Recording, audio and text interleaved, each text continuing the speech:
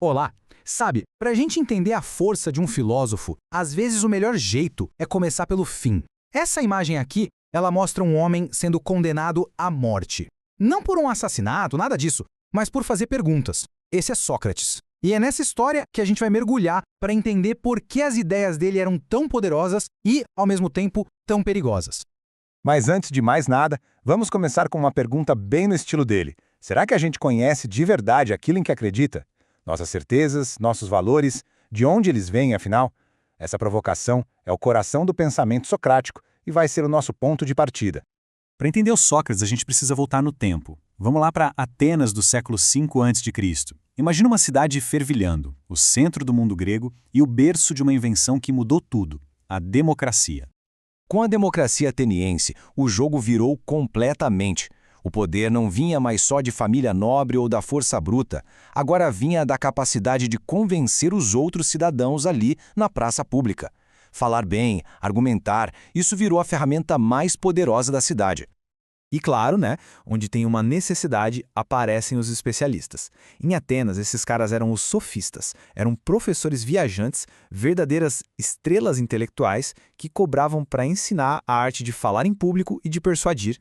E aqui, gente, a gente vê uma mudança brutal de foco. Antes, os filósofos, os chamados pré-socráticos, olhavam para as estrelas querendo saber a origem do universo. Já os sofistas, não. Eles baixaram o olhar para o nível humano, para as questões da cidade, política, ética e, principalmente, como vencer um debate.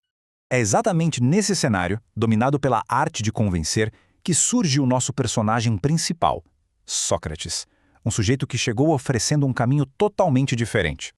E o mais curioso sobre o Sócrates é que ele nunca escreveu uma única linha. Tudo que a gente sabe sobre um dos fundadores da filosofia ocidental veio pelos textos de outras pessoas, principalmente do aluno dele, o Platão. Ele era de fato um enigma andando pelas ruas de Atenas. E olha, ele não era um intelectual comum, não.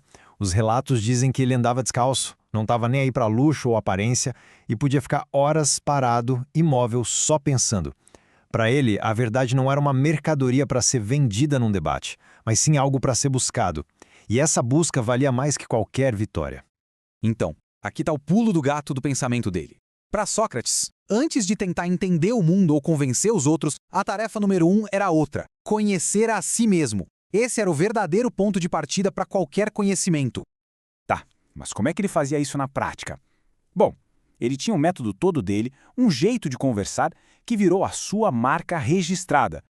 Tudo começava com essa frase, que era quase uma bomba de humildade intelectual. Só sei que nada sei. Para o Sócrates, admitir a própria ignorância não era fraqueza. Muito pelo contrário, era o primeiro passo, o passo essencial para começar a buscar a sabedoria de verdade.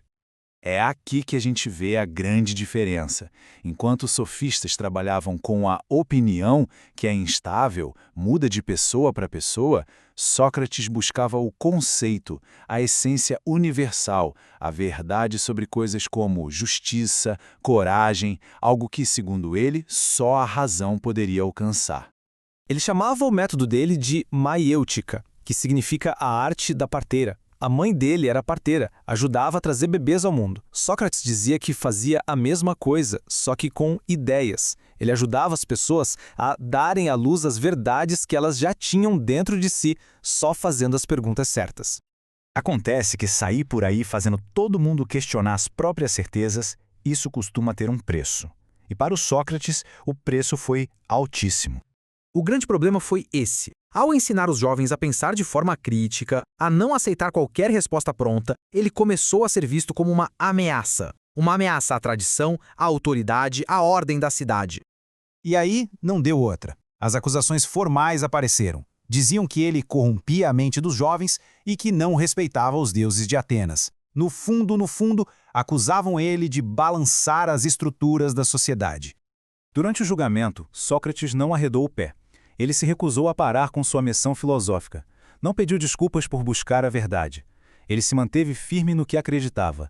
Aceitou a sentença de morte e bebeu a cicuta, um veneno. Ele se tornou ali um mártir da filosofia. A morte de Sócrates, no entanto, estava longe de seu fim. Na verdade, foi o começo. O homem morreu, mas as suas ideias, essas se tornaram imortais e viraram a base de todo o pensamento do Ocidente. A visão que Platão tinha do mestre dele resumia tudo de forma muito clara. De um lado, você tinha a retórica dos sofistas, que só queria ser eficiente e ganhar o debate. Do outro, a filosofia de Sócrates, que usava a conversa para buscar a verdade e melhorar como ser humano. Então, o legado dele é gigante. Ele mudou o foco da filosofia para as questões humanas, colocou a razão e a reflexão como as ferramentas principais para a gente conhecer as coisas e, através de Platão, as ideias dele se tornaram um alicerce onde toda a filosofia ocidental foi construída. No fim das contas, se tem uma grande lição que fica, talvez seja esta. O conhecimento de verdade não é uma coisa que a gente recebe pronta. É um processo ativo. É algo que a gente constrói na conversa, na coragem de duvidar e, acima de tudo, olhando para dentro e examinando a nós mesmos. E isso tudo nos leva a uma última provocação. Imagina só, se o Sócrates aparecesse hoje, andando pelas nossas ruas, com todo o nosso acesso à informação, nossas redes sociais, nossas certezas políticas, que tipo de pergunta ele faria para a gente? O que ele nos obrigaria a questionar? Essa é uma pergunta que fica no ar.